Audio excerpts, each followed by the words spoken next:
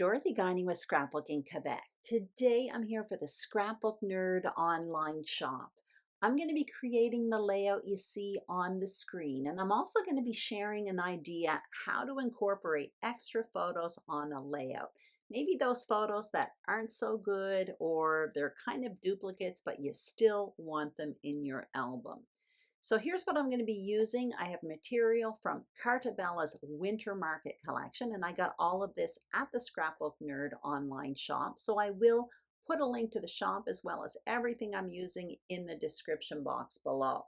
So here's what's on my desk. I prepared that frame style foundation with 2 sheets of paper in advance. I gutted the back of it. There is a tutorial on my channel where I do that, so I will link that up below. I rounded the corners on the white paper. I matted 2 photos, and I have a handful of photos as well, and I'll work with that later on in this video.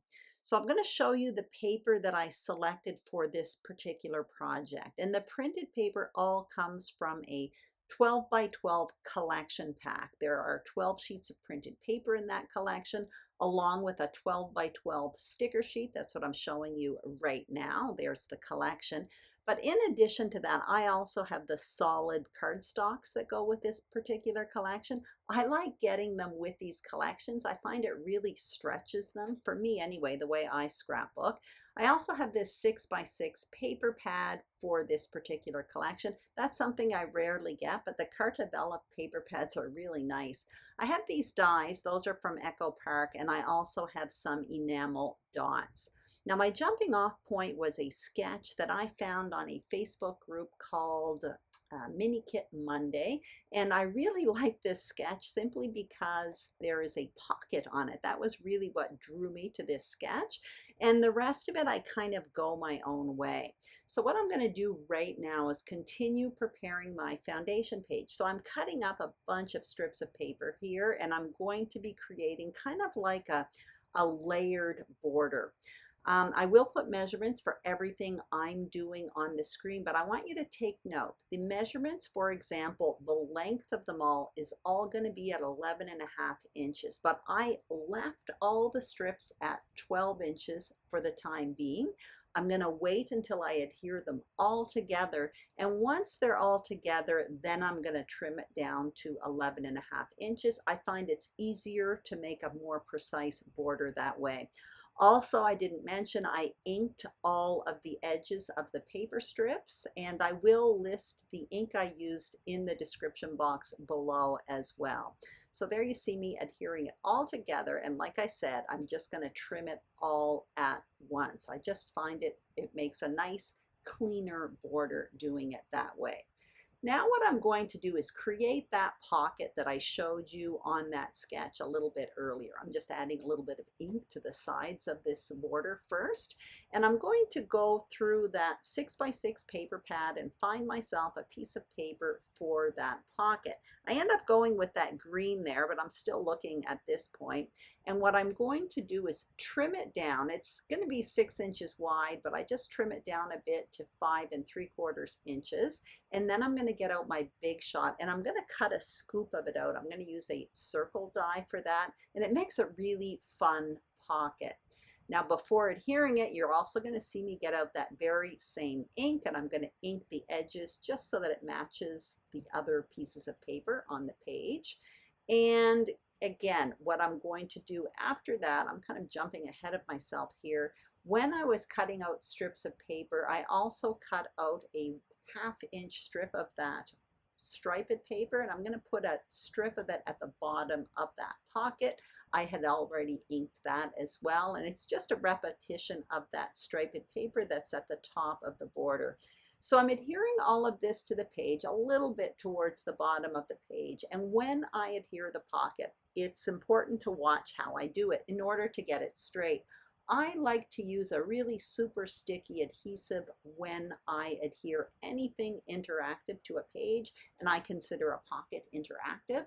So what I'm doing is adhering this tape on 3 sides so that I create a pocket. But you notice I'm only peeling away the wax paper for the bottom part at this point. I'm positioning it on the page, making sure I get it straight, And it's only then that I peel off the wax paper from that adhesive on the sides. I find it easier to get my piece on straight doing it that way, as opposed to having all three sticky sides sticky at once.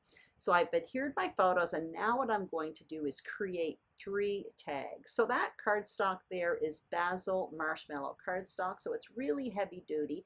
I didn't want a flimsy cardstock for this because I am going to be adding photos, and it is going to be an interactive part of the page.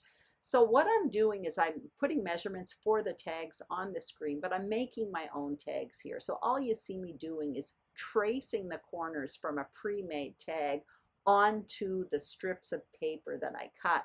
And then I'm going to trim these corners, and it's going to give me 3 nice tags. And then what I'll do is simply punch a hole at the top in the middle of each one of these tags.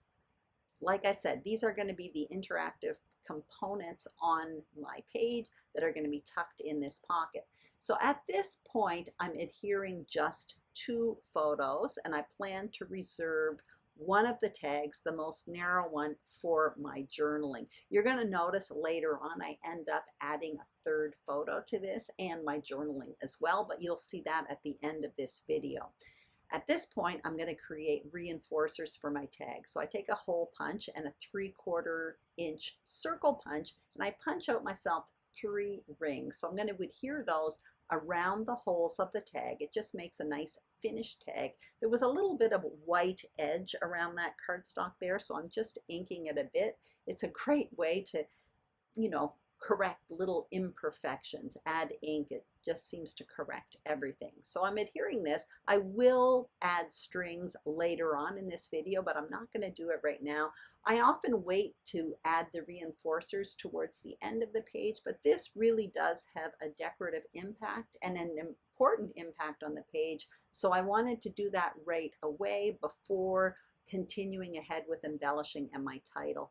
So now you see me getting out my art bin, and I cut out my title in advance with 2 different dies. So those large ones are from Pink Fresh Studio. They are the Adore Alpha collection. And the smaller ones are from Lawn Fawn. They are the Oliver Stitch die. Super, super nice. And what I'm showing you is that for the smaller dies, I punched out 3 of each letter and adhered them together to create kind of a thick letter, almost a homemade thicker. And this set also has numbers, so I also punched out the year. And I adhered them all to wax paper so that I could play around with placement. So my title is Winter Walks 2021. And now what I'm going to do is get out all of my embellishing. So I have stickers like I showed you earlier. I have those snowflake dies. I have those enamel dots. I've got my 6x6 paper pad handy. And I am going to use that 6x6 paper pad to cut out those snowflakes. So I'm going to flip through that paper pad and find myself some paper. I know a lot of people have trouble using up their 6x6 paper pads, or at least I hear they do. I don't have that many of them, but the ones I do have, I don't seem to have any problem using them. What I do is I store them with my collections, and I use them a lot for die cutting and layering and photo mats, and in this case a pocket. So I just wanted to point that out. Maybe it's because I store them with the 12x12 collections. Maybe that's why I tend to use them more. So you can see I have put some stickers on some wax paper, and I'm creating a cluster in that pocket in the bottom right.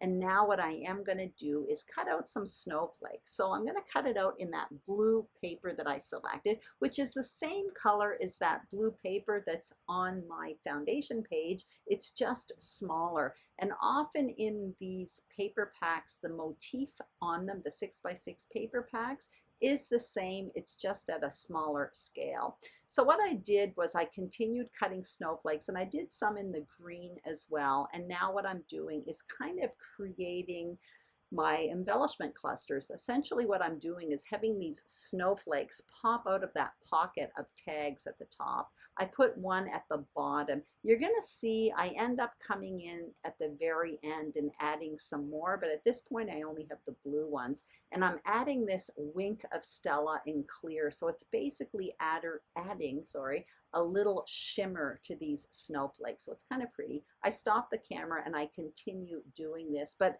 it basically dried right away. And now I'm going to start adhering all of these pieces to my page.